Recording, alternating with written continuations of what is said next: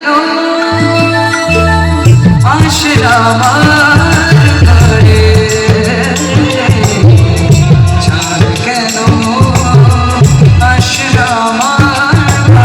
Everyone, good morning, welcome to my channel update. আর আমি দেখতে চলেছি তোমাদের সামনে আমাদের একটি ব্লগ নিয়ে। আজকে বারটা হচ্ছে শুক্রবার। এখন ঘড়ির কাঁটায় বাজে 8:30। উঠেছি 6:15 উঠেছি। উঠে সমস্ত বাসি কাজ টাজ দিয়ে স্নান করেছি। স্নানটা ধূপকাঠি ধরিয়ে চা বানিয়ে সুরজিৎ খেয়েছি, আমি খেয়েছি। যখন চা করতে যাব তখনই ছোটোটা উঠে গেছিলো। তারপরে ওকে নিয়ে নিয়েই সময়টা কাটলো। কেবলমাত্র সুরজিৎ চলে যাওয়ার পরেই ওকে ঘুম পাড়িয়ে কেবল আসলো। এসে বলে আমার ভিডিওটা শুরু করি। তোমাদের সামনে ইন্ট্রো দিয়ে ভিডিও তো শুরু করা হয়ই না, সবসময় ক্যামেরার পেছন থেকেই কাজ দেখিয়ে যাই হোক ভিডিও শেয়ার করেই ভয়েস ওভারেই ইন্ট্রোটাও সেরে দিই। তো ভাবলাম যে আজকে একটুখানি টাইম বের করে তোমাদের সামনে এসে ইন্ট্রোটা করি। ব্লগ ভিডিও বানানোই হচ্ছে না। ফেসবুকে পোস্ট, ছোটো ছোটো রিল বা পোস্ট যাচ্ছে, ইনস্টাগ্রামেও তাই রিল যাচ্ছে, কিন্তু আমার ইউটিউবটাকে তো বাঁচিয়ে রাখতে হবে। যেটুকুনি বেঁচে আছে ওইটুকুনি নাহলে মরে যাবে। তো ইউটিউবের জন্য মাঝে মাঝে ব্লগ শ্যুট করি, আর যখনই খুব ভালো রিজেন্ট পাই, কন্টেন্ট পাই, তখনই কিন্তু আমি ভিডিও শ্যুট করি। একঘেয়ে বাড়িতে বসে থাকলে ডেইলি ব্লগ আর শ্যুট করি না। তো আজকেও সেরকম কিছু কন্টেন্ট আমার মাথায় আছে, যে কাজগুলো করবো। আর আমার দেখো চোখগুলো ছলছল করছে, মনে হচ্ছে না শরীরটা খারাপ করবে বা জ্বর আসবে এরকম, কারণ ওয়েদার চেঞ্জ হচ্ছে না। কালী পুজোর পরে ছোটোটার প্রচণ্ড শরীর খারাপ হয়ে গেছিলো, তারপরেও মিডিলে এদিক ওদিক বেরোনো হয়েছে, কিন্তু ওর শরীরটা খারাপের জন্য আমি আর ভিডিও শ্যুট করিনি। কারণ কথায় আছে না, বাড়ির মধ্যে যদি বাচ্চাদের শরীরটা খারাপ থাকে তখন মন মেজাজ না ভালো থাকে না। নিজের শরীর খারাপ থাকলেও আমি সব কিছু হ্যান্ডেল করতে পারি, কিন্তু যখন আমার মেয়েদের শরীর খারাপ থাকে তখন আমার ভালো লাগে না। আমার বরেরও তাই, আমার বরেরও যখন শরীরটা খারাপ থাকে তখনও আমার ভালো লাগে না। জানি না কেন কি জানি, মানে নিজে ওষুধ খাই না খাই, ওরা তিনজন যাতে ওষুধ টাইম টু টাইম খায়, ওষুধ আনা হয়, সমস্ত কিছু ব্যবস্থা, তো আমি সেটা সম্পূর্ণ চেষ্টা করি। আমার হাজব্যান্ডেরও মিডিলে যখন আমার বেবি হয়েছিল না, তার আগেও অনেক সমস্যা ছিল, সেই সমস্যাগুলোকেও আমি কাটিয়ে উঠতে পেরেছি বলতে গেলে। তো তাকে সুচিকিৎসার মাধ্যমে, ডাক্তারের হাত থেকে অবশ্য, নিজে চিকিৎসা করিনি, ডাক্তারের মাধ্যমে তাকে সুস্থ করেছি। সে এখন ভালো আছে। তারপরে তো বেবি হয়েছে, বেবি হওয়ার পর তাদের শরীর খারাপ লেগেছে। তো মাঝে মাঝে যখন আমার বরের একটু গ্যাস অম্বলের সমস্যাটা বেশি হয়, তো তখন সেটাও যাতে প্রপার ঠিকঠাক থাকে তখন সেটাও চেষ্টা করি। আর যেহেতু ও প্রচণ্ড খাটনির মানুষ, সকালে কাজ করে তো বিকেলে কাজ করে, রাত্রির করে ফেরে আবার সকালবেলা উঠে কাজে যায়, তো যাতে ও প্রপার খাওয়া দাওয়া, ওর ওষুধপত্র সমস্ত কিছু যাতে পার্ট টু পার্ট টাইম থাকে, ওর শরীরে যাতে কোনো রকম 19-20 না ঘটে, সেটুকুনো আমি চেষ্টা করি। জানি না এই জিনিসটা, মানে এটা আমার মধ্যে আপন ইচ্ছায় কাজ করে, যে ওরা তিনজন ভালো থাকলে জানি না আমি ভালো থাকতে পারবো, আর ওরা তিনজন খারাপ থাকলে যেন আমি আর ভালো থাকবো না।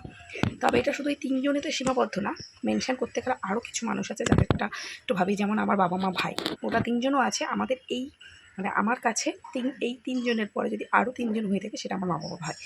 এই মানে ওই তিনজন থাকলেও মানে ঠিক, ওরাও যদি মিডিলে খারাপ হয়ে থাকে, ওরাও একটুখানি আমার মন মানসিকতা তখন ডাউন হয়ে যায়। তো যাই হোক, আমার ভালো খারাপ তো অনেক বলে নিন। তোমরা সবাই কেমন আছো? আশা করছি সবাই খুব ভালো আছো। তো আজকে আছে দুষ্টুর স্কুলের ফাইনাল এক্সামের জন্য প্যারেন্টস টিচার মিটিং। তো যাবো, আর তোমাদেরকেও সঙ্গে করে নিয়ে যাবো, ভিডিও শেয়ার করবো। ছোটোটাকে কোথায় রেখে যাবো সেটা ভাববা, সেই জন্য মাদের ডাক দিয়েছি। শুক্রবার মানে গতকাল বৃহস্পতিবার থেকে কিন্তু জগদ্ধাত্রী পুজো শুরু হয়ে গেছে। চন্দননগরের পুজো বা কৃষ্ণনগরের পুজো তো অনেক দিন আগেই শুরু হয়ে গেছে। চন্দননগরের পুজো আমাদের যেমন মহলার পর থেকে পুজো শুরু হয়ে যায়, তেমনি কিন্তু ওদের প্রথমা দ্বিতীয়া থেকেই হয়তো জগদ্ধাত্রী পুজো চন্দননগরে শুরু হয়ে যায়। আমি কখনো দেখিনি, আমি জানি না, তবে ফেসবুক পোস্ট থেকে যা বুঝি। আর কৃষ্ণনগরের পুজো মনে হয় সপ্তমী টপ্তমী থেকে শুরু হয়। কালকে তো অষ্টমী গেছে, আজকে নবমী মনে হচ্ছে আমার। তো রানাঘাটের পুজো হয় 3-4খানার মধ্যে একটা আমার বাড়ির এলাকাতে 2 বছর না 3 বছর ধরে শুরু হয়েছে, আর একটা আমি যেখানে থাকি নাচটা পাকার মোড়ে, তো সেই নাচটা পাকার মোড়েও কিন্তু পুজো হয়, সেটা বহু পুরনো। এবার তো 50তম বর্ষ, বিশাল বড় আয়োজন হয়েছে, আর সেখানে যাব, মাদেরকে ডাক দিয়েছি, সবাই মিলেই ঘুরবো। তো আগেরবারও ভিডিও শেয়ার করেছি, আগেরবার তো সুরজিতের স্টল ছিল, এবার স্টলও দেয়নি। তো আজকে সারাদিন অনেক রকম প্ল্যানিং করে রেখেছি। এখনই ভিডিওর শুরুতে কিছুটা হিন্ট দিয়ে রাখলাম যে আজকের ভিডিওটা কোনো রকম খামতে যাবে না। তারপর সামনে আসছে আমার মেয়ের বার্থডে, নভেম্বরের মিডিলে আমার ছোটো মেয়ের, আবার ওদিকে নভেম্বর, ডিসেম্বর, জানুয়ারি শেষের দিকে আবার বড় মেয়ে। তো ইচ্ছা আছে ওদের বার্থডে গিফটটা একসাথে কিনবো, 2 মেয়ে, কোনো দিক দিয়ে যাতে 19-20 খামতি না থাকে আমি কোনো রকম চেষ্টা করবো না। অন্নপ্রাশনটাও তাই, বড়োটার বেলায় করেছি, ছোটোবেলায় ভেবেছিলাম করবো না, কিন্তু না, দুজনের যাতে কোনো রকম খামতি না থাকে, একদম লিটারেলি ইকুয়াল থাকে, সেই জন্য কিন্তু আমি অন্নপ্রাশনটা করেছি। আর সেরকমই করেছি, বড়োটার থেকে হয়তো ছোটোটাতে একটু ভালোও হয়ে গেছে। তো যাই হোক, অনেকটা বকবক করে নিলাম। তো এবার কাজে যাব, কাজ করব। তার আগে জামাকাপড়গুলো কাচা হয়ে গেছে, সেইগুলো সব ওই ঘটে রান্নাঘরে বালতির মধ্যে আছে, সেইগুলো আগে বাইরে মেলে দিয়ে আসি। মেলে দিয়ে এসে রান্নাবান্না করবো, কী রান্না হয় না হয় সবটাই শেয়ার করবো তোমার সাথে। সব সঙ্গে থাকো, ভিডিওটা দেখতে থাকো, আশা করছি সবার ভালো লাগবে। আজকে স্কুল যাওয়ার সময় ছোটোটা উঠে গেছে, আমি দুষ্টুকে খাওয়াচ্ছি, আর মিষ্টু দেখো আমার পায়ের গোড়ায় দাঁড়িয়ে আছে, আর এই যে ও রেডি হয়ে মুখে খাবার নিয়ে বসে আছে। এখনই ওকে স্কুল গাড়ি চলে আসবে, ওকে মুখ টুক ধুয়ে স্কুল গাড়িতে তুলে দেবো। আর ওকে স্কুল গাড়িতে তুলে দেওয়ার পরেই কিন্তু মা ভাই চলে এসেছে। যেহেতু মিটিংয়ে যাব, মা ভাই না আসলে একটু সমস্যা হয়ে যেতে পারে। আর মা আসবে আর পরোটা নিয়ে আসবে না, তা তো হতে পারে না। আর এই একটা সুবর্ণ সুযোগ থাকে আমার পরোটা খাবার। পরোটাটা খেয়ে নিলাম, ঘড়ির কাটায় ঠিক 11:30 বেজে গেছে। বাবাকে ফোন করলাম যে আমি বেরোতে পারছি না, টোটো আসছে না, সুরজিত দোকানে চাপ আছে। তার জন্য কী করলাম, বাবার টুকটুকি করেই বেরিয়ে পড়েছি। আর এখন দেখো প্রায় স্কুলের কাছে চলে এসেছি। এই যে এই মাথা থেকে ওই মাথা পুরোটাই কিন্তু দুষ্টুমার স্কুল। তো ওর স্কুলটা আমার খুব ভালো লাগে। জানি এই স্কুলের আরও কিছু দিনের মাত্র, তারপর তো ওর স্কুলটা আমি চেঞ্জ করাবো, কিন্তু এই স্কুলটাও আমার খুব পছন্দেরই একটা স্কুল ছিল। নেক্সট যে স্কুলটা নিয়ে যাবো সেটা আমাদের বেরিয়ে হওয়ার আগের থেকে বলতে গেলে পরিকল্পনা। তো সেটা এখন বাস্তবায়িত তো করতেই হবে। তো স্কুলে চলে আসলাম, আর মিটিংটাও কিন্তু হয়ে গেল। মিটিং এটাই হলো যে সামনে ওদের অ্যানুয়াল এক্সাম আছে, তো অ্যানুয়াল এক্সামের সিলেবাস, রুটিন, এই সমস্ত কিছুই ডিসকাশন হলো। এই সমস্ত ডিসকাশন হওয়ার পর দুষ্টুমা এখন ওর বন্ধুর সাথে খেলতে খেলতে বেরোচ্ছে, আর সবাইকে টাটা করে দিল, কারণ নেক্সট দিন তো শনি রবিবার ছুটি থাকবে। আর ফেরার পথে আমি মাখা কিনে নিলাম। আগেও কিন্তু দুষ্টুর স্কুলে যখন আসতাম তখন আমি কিন্তু মাখা কিনলাম, যারা আমার পুরনো ভিউয়ার্স তারা কিন্তু জানে।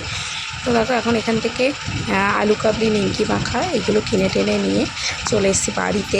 আর বাড়িতে এসেই তোমাদের সাথে শেয়ার করবো যে কী কী রান্না হয়েছে আজকে দুপুরে। এখানে রয়েছে সাদা ভাত, আর এখানে মা কেটে রেখেছে শসা লেবু, যেগুলো আমি বলে গেছিলাম সেগুলোই করেছে। এখানে রয়েছে আলু ভাজা, এটা আমি দুষ্টুর জন্য, আর এখানে লাউ ঘন্ট, আর এইখানে ছিল সকালে সেই উস্তে আলু ভাজা করেছিলাম। আর এখানে আমি এখন দুধ জাল দিচ্ছি।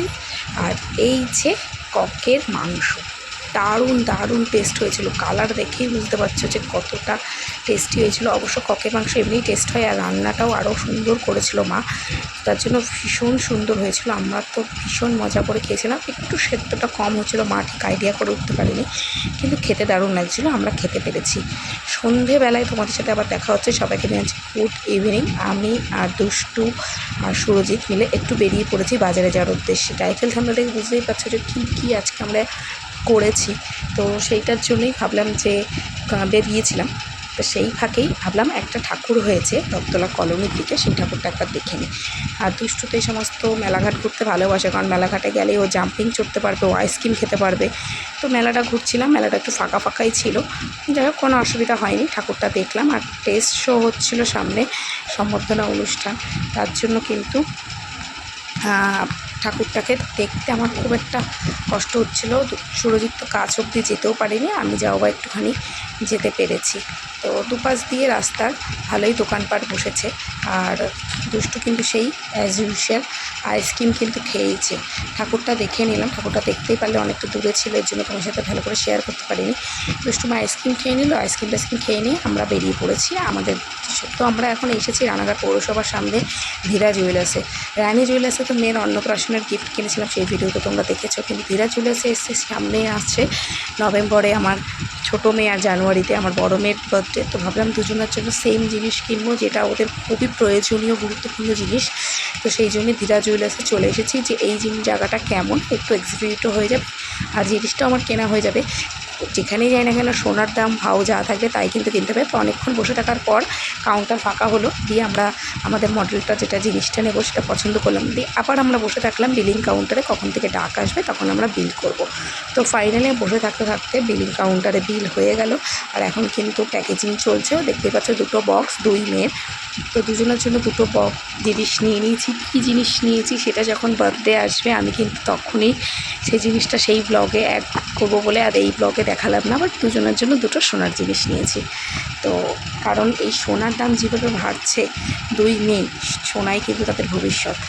তো যাতেই হোক বাড়িতে এসেই একটু চা খেয়েছিলাম, আর আনা হয়েছিল সিঙ্গাড়া দিয়ে চাটা খেয়ে সুরজিৎ বললো আমি আর বেরোবো না, তোমরা যাও বেরো। তো বাবা এসছে মা ভাইকে নিতে, তো আমি মা ভাইকে বললাম যে আমাদের নাচটাতেও তো দুটো পুজো হয়েছে, চল তাহলে দুটো দেখে নিই।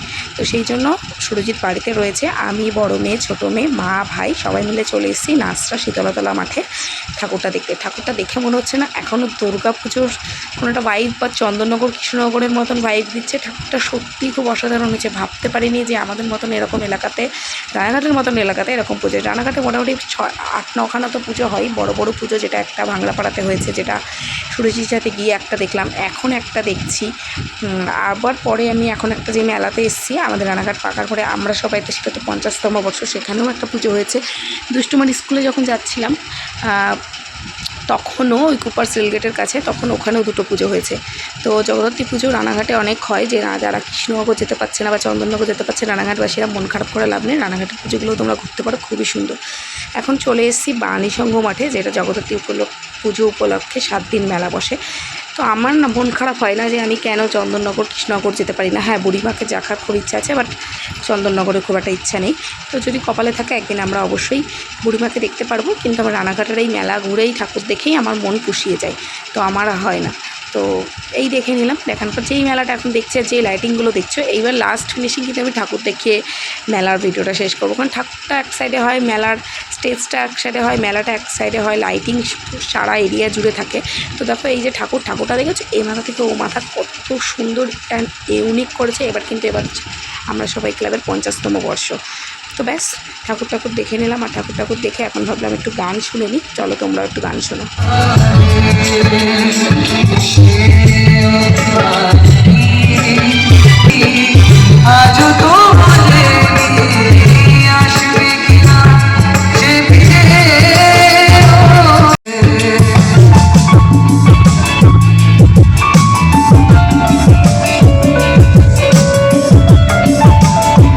আমাকে নামিয়ে দিয়ে তো মা ভাই ওরা চলে গেছিলো মোটামুটি 9:10-15 নাগাদ।